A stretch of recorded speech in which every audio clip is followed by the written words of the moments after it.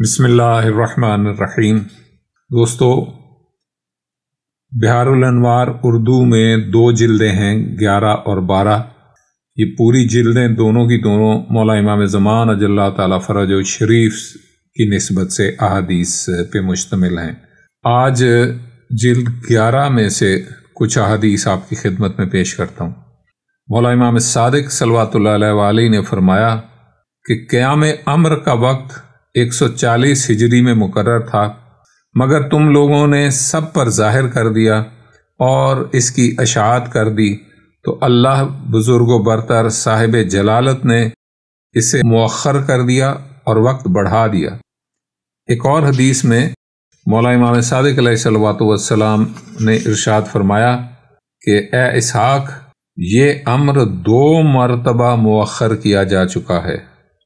اس کی تفصیل تھوڑی سی اور ہے، ان احادیث میں یہاں پہ نہیں لکھی ہوئی، لیکن میں آپ کو سناتا ہوں کہ اسبغ ابن نباتہ اور بہت سے دوسرے نمازی 21 رمضان المبارک سن 40 ہجری، یہ یوم شہادت ہے، آپ کے ذہن میں ہوگا مولا امیر کائنات کا، مسجد کوفہ میں جن نمازیوں نے نماز فجر ادا کی تو وہ سارے مولا کی مزاج پرسی کے لیے در اطہر پہ تشریف لائے۔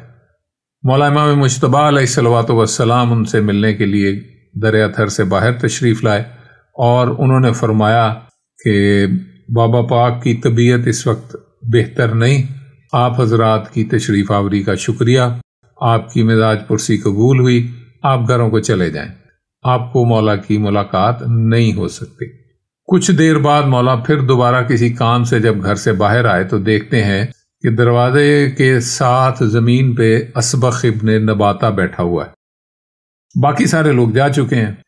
امام علیہ السلام نے اسبغ سے فرمایا کہ اسبغ، آپ کو ہم نے بتایا تھا کہ بابا پاک کی طبیعت ٹھیک نہیں، تو آپ گھر کیوں نہیں گئے؟ اسبغ نے کہا، مولا میں مولا سے ملنے کے لیے نہیں بیٹھا، اور صرف اس لیے بیٹھا ہوں کہ جو بھی کوئی گھر سے باہر آئے گا میں اس سے پوچھوں گا کہ اب میرے شہنشاہ کی طبیعت کیسی ہے، بس میں صرف اس کے لیے بیٹھا ہوں تاکہ مجھے مولا کی طبیعت کے بارے میں پتہ رہے، میں ملاقات کے لیے نہیں بیٹھا۔ یہ اسبغ کی محبت کا ایک اچھا انداز تھا۔ میرے دوسرے مولا نے جا کے بابا پاک کو بتایا کہ اسبغ اس طرح سے باہر بیٹھا ہوا ہے۔ امام علیہ السلام نے فرمایا اس کو اندر بلا لو۔ اب اسبغ اندر گیا۔ یہاں پر مولا امیر کائنات سلونی کے مالک نے جناب اسبغ سے فرمایا کہ اسبغ، تمہارے دل میں جو سوال ہے پوچھ لو۔ تو اسبغ نے سوال کیا کہ مولا ظہور فرج کب ہوگا؟ امام علیہ السلام نے فرمایا 65 ہجری میں۔ اسبغ نے جا کر اپنی ڈائری میں یہ لفظ امام کے لکھ لیے کہ ظہور فرج 65 ہجری میں ہوگا۔ اسبغ کی رحلت ہو گئی۔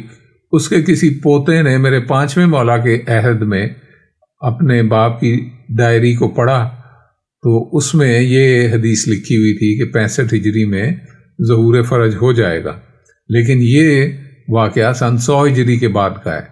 تو وہ پریشان ہوا کہ مولا امیر کائنات کا فرمان پورا نہیں ہوا۔ وہ 5ویں مولا کی بارگاہ میں حاضر ہوا اور اس نے عرض کی کہ 65 ہجری گزر گئی ہے لیکن ظہور فرج نہیں ہوا۔ تو امام علیہ السلام نے فرمایا، اگر امت مولا کریم کربلا کے ساتھ کھڑی ہوتی اور مولا کریم کربلا کی شہادت نہ ہوتی بلکہ مولا کے ساتھ وہ لشکر کامیاب ہوتا تو 65 ہجری میں ظہور فرج ہو جاتا۔ اب 140 ہجری تک انتظار کرو، 140 ہجری میں ظہور فرج ہوگا۔ اس نے جا کے اس ڈائری میں یہ لکھ لیا کہ 140 ہجری میں ظہور فرج ہوگا۔ قدرت کا کرنا کہ وہ خود 140 ہجری سے پہلے اللہ کو پیارا ہو گیا۔ اس کے آگے سے کسی اولاد میں سے کسی نے سن 190 ہجری میں یہ دیکھا کہ ہمارے دادا نے 65 ہجری پہلے لکھا، پھر ایک دادا نے اس کو 140 ہجری لکھا، تو وہ 9ویں امام علیہ السلام کی بارگاہ میں حاضر ہوا اور اس نے عرض کیا، مولا یہ دونوں سال گزر گئے لیکن ظہور فرج نہیں ہوا۔ تو امام علیہ السلام نے فرمایا کہ اگر امت ہمارے چھٹے شہنشاہ کے رازوں کی حفاظت کرتی تو ظہور فرج 140 ہجری میں ہو جانا تھا۔ اب انہوں نے چونکہ عہد کی پابندی نہیں کی، اس وجہ سے اب یہ لمبے عرصے کے لیے ملتوی کر دیا گیا۔ تاریخ میں ڈھونڈا تو پتہ چلا ایک واقعہ ایسا ہوا کہ مولا امام صادق علیہ الصلوۃ والسلام نے 100 اسپرچولسٹ تیار کیے اور ان سب سے ایک دفعہ کہا کہ فلاں دن فلاں تاریخ کو تم فلاں جگہ پہ اکٹھے ہونا، ہم وہاں سے ظہور فرج کا آغاز کریں گے، حکومت الہیہ کا آغاز کر دیں گے، لیکن خبردار یہ بات کسی سے نہیں کرنی۔ امام علیہ السلام نے جو رازداری کے لیے حکم فرمایا تھا، ان 100 میں سے ایک بندہ اس عہد کو پورا نہ کر سکا۔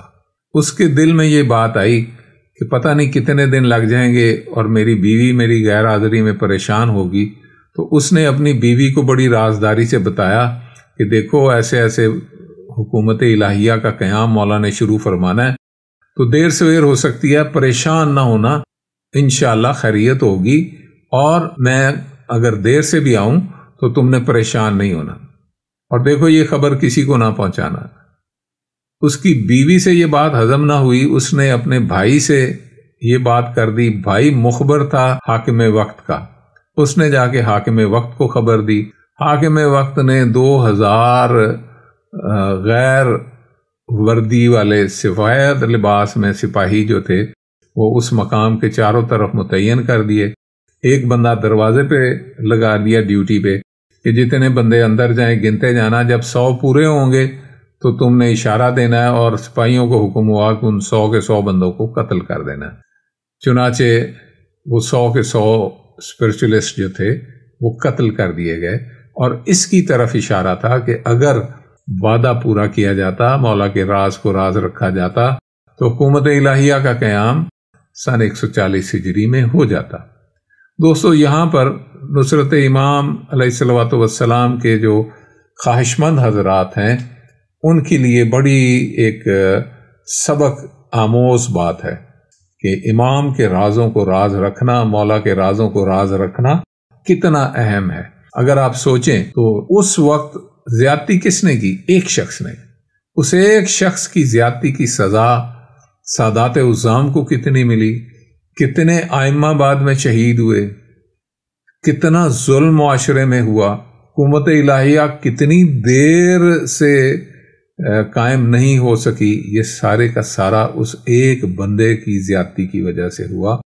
وہ اصل مجرم ایک بندہ تھا۔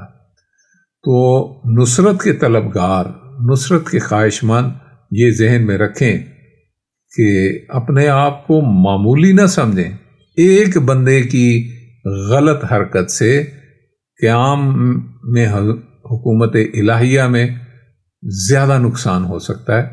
اپنی ذمہ داریوں کو پورا کریں اور اپنے آپ کو نصرت کے لیے صحیح طریقے سے آمادہ رکھیں۔